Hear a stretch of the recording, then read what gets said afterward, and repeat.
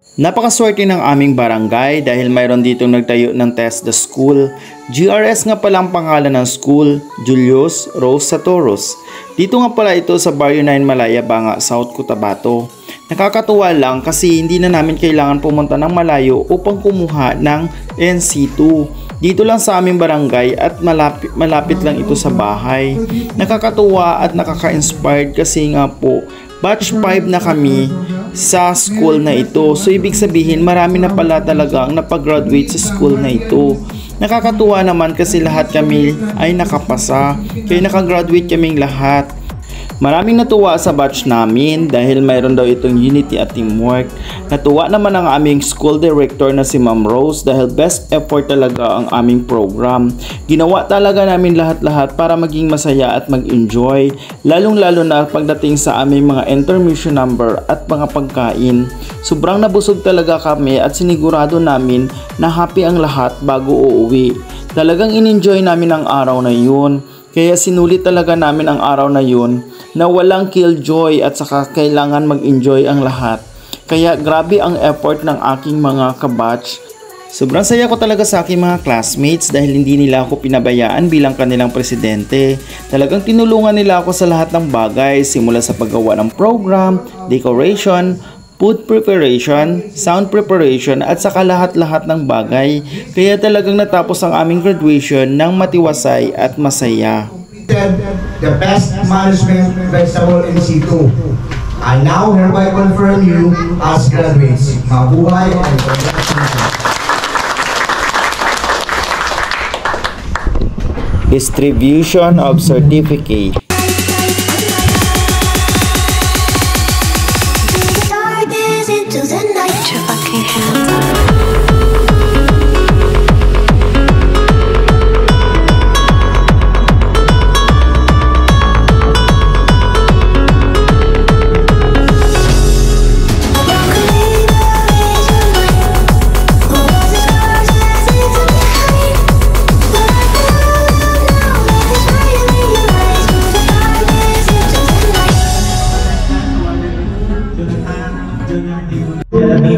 Perfect attendance.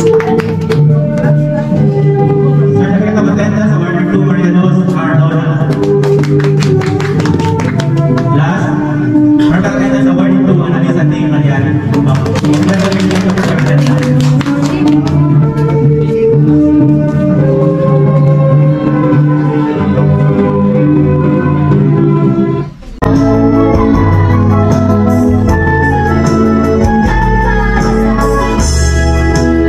After ng intermission, nagbigay ng message ang aming barangay captain Danilo Gonzaga at saka ang aming TESDA representative. Tapos gagawa na kami ng line papunta sa gitna kasi kakanta na kami ng aming graduation song. Ang di ba bongga?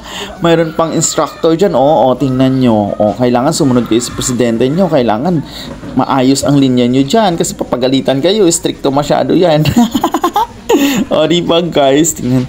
Pero syempre kailangan natin i-adjust na naman ang ating speed guys kasi syempre CPR na naman ang aming music, pati ang aming intermission sa aming sayaw. Nako, CPR na naman, kaya another edit na naman ang lola nyo kasi na-restriction. Kaya syempre, okay lang yan.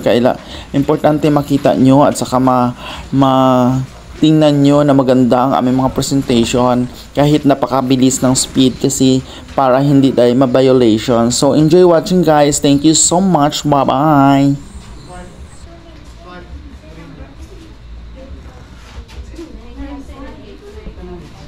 Ladies and gentlemen, are there graduates in their solidarity song?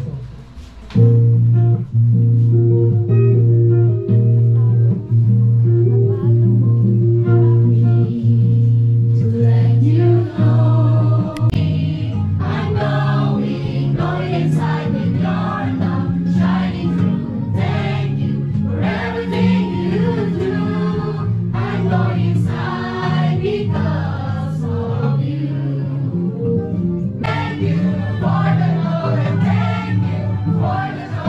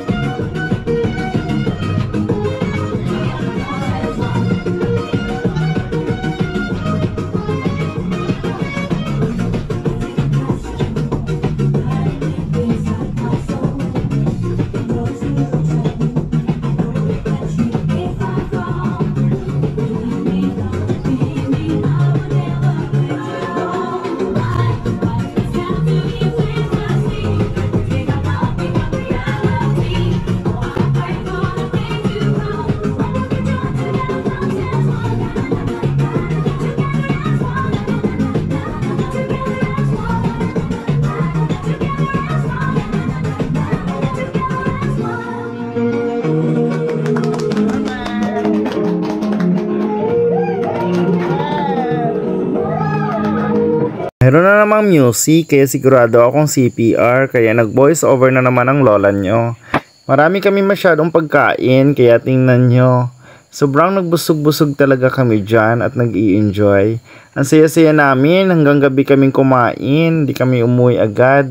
May disco pa dapat kami pagkagabi, kaya lang hindi na natuloy kasi inulan na kami.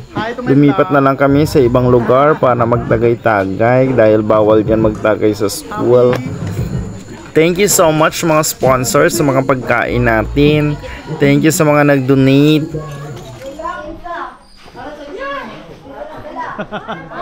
Ice cream! Thank you. Thank you, Sir Richie, sa sponsor. Thank you sa ice cream.